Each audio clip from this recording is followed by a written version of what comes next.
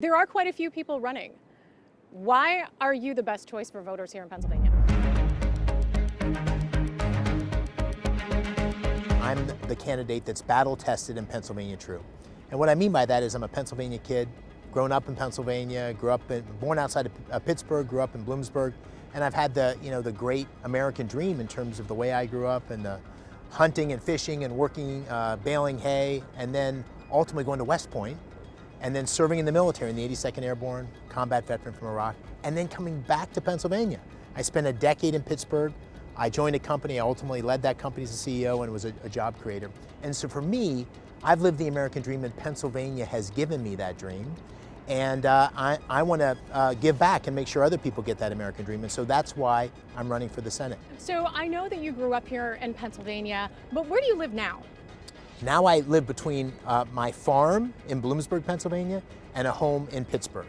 And I'm in Pennsylvania every day from now until the end of the year. And how long has that been the case? Because you were living outside of the state. Right. Well, I've been for the last 12 years the chief executive of a big investment firm in Connecticut. During that time, I kept our family farm, and then I recently purchased a home in Pittsburgh. So where did you vote in 2020? In 2020, I voted in Connecticut because I was a resident of Connecticut leading this company. For folks who are choosing someone to represent Pennsylvania, What do you say to folks who may be concerned that you haven't been here the whole time? Well, listen, people talk about how could you possibly know what's going on in Pennsylvania and what's like to be in some of these towns with working class families. I grew up in them. Former President Trump is still claiming that he won Pennsylvania and that the election in general was stolen from him. As a candidate here in Pennsylvania, do you acknowledge that he lost Pennsylvania and lost the general election? Listen, here's what I'd say, which I think is obvious, but I mean, the rules changed in the middle of the game across the country and in Pennsylvania. There were a number of election irregularities in Pennsylvania. You had that with unsecure ballot boxes, you had it with the 3-day extension. And as a consequence of that, most Republicans, the majority, don't believe in the integrity of the elections. Listen, Joe Biden is the president.